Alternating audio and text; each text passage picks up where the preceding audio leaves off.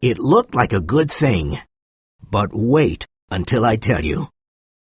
Bill Driscoll and I were in Alabama when he had the kidnapping idea. There is a town in Alabama called Summit. The inhabitants of the town were very normal people. Bill and I had about $600. We needed $2,000 more for our scheme in Illinois. We discussed everything in front of our hotel. Summit is the best place for kidnapping, I said. Parents love their children in small towns. And Summit doesn't have an important newspaper with curious reporters, said Bill.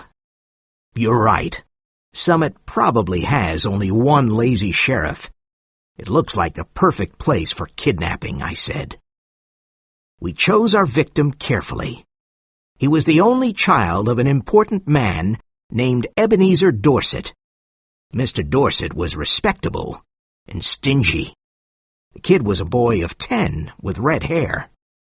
I'm sure Ebenezer Dorset will pay the ransom of $2,000 for his little boy, I said to Bill, but wait until I tell you.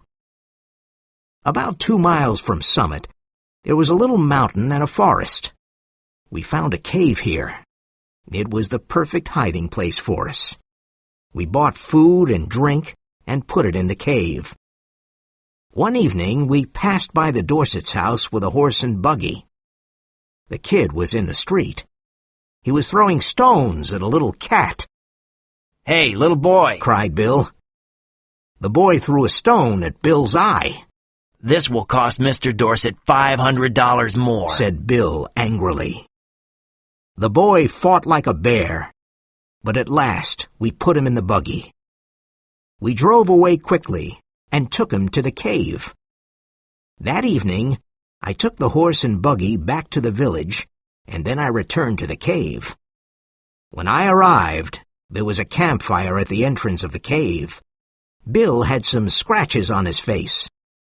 The boy had 2 big feathers in his red hair and said, "Ha! This is the camp of Red Chief, the great Indian warrior." "He's all right now," said Bill. He was examining some scratches on his legs. "We're playing Indians. I'm a hunter called Old Hank, and I'm Red Chief's prisoner. He's going to scalp me early tomorrow morning." The boy was having a lot of fun. He forgot he was our prisoner because he loved camping out in the cave. He looked at me and said, "Your name is now Snake Eye. You're a spy. When the Indians return, they will cook you on the fire." We had dinner, and the kid ate a lot and talked a lot. "I like this place. I never camped out before. I hate school. Are there any real Indians in the forest? I want some more food. What makes your nose so red, Hank? My father has lots of money. Are the stars hot? I don't like girls. Why are oranges round? Are there any beds in this cave? A parrot can talk, but a fish can't." The kid had a very loud voice, and he scared Bill. "Red Chief," I said, "do you want to go home?" "Why?" he asked. "I don't have fun at home. I hate school. I like to camp out. Please, don't take me home." "All right," I said. "We'll stay here in the cave for a while." "Oh, good," he said. "I never had so much fun in all my life." We went to bed at about 11 o'clock. Red Chief was between us. We couldn't sleep for 3 hours because he jumped up and down and screamed. He was still playing Red Chief. At last I fell asleep, but I had bad dreams. I woke up because Bill was screaming like a frightened woman. It was terrible to hear a big, strong, fat man scream in that way. I jumped up, and what did I see? Red Chief was sitting on Bill. He was pulling Bill's hair with one hand. In the other hand, he had a knife.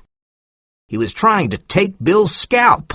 I took the knife from the kid, but Bill was still terrified. He tried to sleep, but he couldn't. I slept a little, but then I remembered something. Red Chief wanted to cook me on the fire that morning. "Sam, do you think the kid's father will pay money for the little devil?" "Sure," I said. Parents love noisy little devils. Now you cook breakfast, and I'll come back in a few minutes. I walked to the top of the little mountain and looked down. The town of Summit was quiet. No one was looking for the kid or the kidnappers. I expected to see the men of the village running about with pitchforks, but everything was silent. I only saw one man working quietly in the country with his horse. The parents don't know about the kidnapping yet, I thought. When I returned to the cave, Bill was furious and his face was red. The boy wanted to throw a big rock at Bill. "He put a hot potato down my back," said Bill, "and I hit him." Be careful, said the kid to Bill.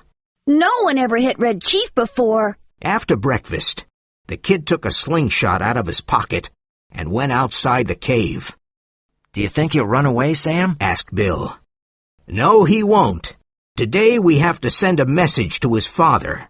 We must ask him for the ransom money. Just then we heard a loud cry. Red Chief was playing with the slingshot.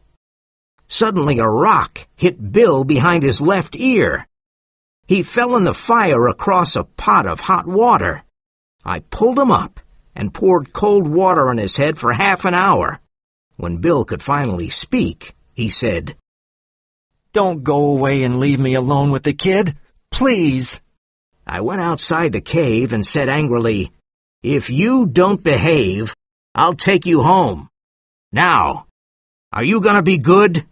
I was only playing, he said sadly. I didn't want to hurt old Hank, but why did he hit me? I'll behave, Snake Eye, but please don't send me home. Can I play Black Scout today? I don't know the game, I said. You and Bill can decide. I'm going away for a while. Now, come in and apologize to Bill. We went into the cave, and the kid apologized. Then I spoke to Bill. Today I'm going to Poplar Cove to send a letter to Mr. Dorset. I'm asking for the ransom money. "You know, Sam, in the past we did many dangerous things together. I was with you during earthquakes, fires, floods, cyclones, train robberies, and police raids. And I was never afraid of anyone or anything. But now, I'm afraid of this kid. So come back soon." I'll come back this afternoon. Now, let's write this letter. Part 2. Bill and I started writing the letter. Red Chief played outside the cave. "Let's ask Mr. Dorset for $1,500 instead of $2,000. I don't think anyone will pay $2,000 for that terrible kid," Bill said. This is the letter we prepared. Dear Mr. Dorset, we have your son. He is far from Summit. Don't try to find him. We want $1,500, and we will return your son to you. Send a messenger with your answer tonight at 8:30 p.m. Tell the messenger to come to Poplar Cove. At Poplar Cove, near the old bridge, there is a big tree with a small wooden box under it. The messenger must put your answer in that box. This is the same tree and the same box where you will put the ransom money at midnight. Do you want to see your son again? Then pay the money, and you will see him soon. 2 desperate men. I put the letter in my pocket. The kid looked at me and said, Snake Eye, I want to play Black Scout. You can play Black Scout now. Bill will play with you. What's the game like? I'm the Black Scout. I have to ride to the fort to help the pioneers, said the kid. All right, I said. I think Bill will play with you. What must I do? Asked Bill. You're the horse, said the Black Scout. Get down on your hands and knees. I must ride to the fort. Bill got down on his hands and knees. He was scared. Well, how far is it to the fort? He asked. 90 miles, said the Black Scout. And you must gallop fast, because the pioneers are in danger. The Black Scout jumped on Bill's back and started kicking him. Please, Sam, come back soon, Bill said. Listen, kid, don't kick me or I'll... I went to Poplar Cove and talked to some people at the post office. One man said, "Old Mr. Ebenezer Dorset of Summit is upset because he can't find his son. The boy's probably lost or kidnapped." That was all I wanted to know. I mailed my letter and asked, "When is the mailman taking the mail to Summit?" "In an hour," said a man at the post office. When I returned to the cave, there was no one. I looked around, but I couldn't find the kid or Bill. So I sat down and waited. After half an hour, I heard a noise behind me. I saw Bill. The kid was behind him. He was walking silently like a scout, and he had a big smile on his face. Bill stopped and took off his hat. He was very tired. "Sam," said Bill, "I'm not a coward, but that kid is impossible. I sent him home. He's gone. He rode on me for 90 miles. I had to eat sand for lunch. He asked me hundreds of questions and I had to answer them. Then he kicked my legs but now he's gone. I'm sorry to lose the ransom, Sam, but that kid was horrible. I was going crazy." "Bill," I said, "do you have heart disease?" "No. Why?" "Turn around and look behind you." Bill turned around and saw the kid. Poor Bill. He was very surprised. He suddenly sat down on the grass, and he couldn't speak. After some time, I said, "This evening at 8:30 p.m., we'll have an answer from Dorset, and at midnight, we'll have the money. Then we can leave this place." Bill finally smiled weakly. I had a great plan for collecting the ransom money that evening. It was a professional plan. I found a tree at Poplar Cove near the road with big fields on all sides. I went to hide in the big tree, and I waited for the messenger. He arrived at 8:30 p.m. on a bicycle. He put a piece of paper in the box and returned to Summit. I waited an hour, climbed down the tree, got the letter, and returned to the cave. I read the letter to Bill.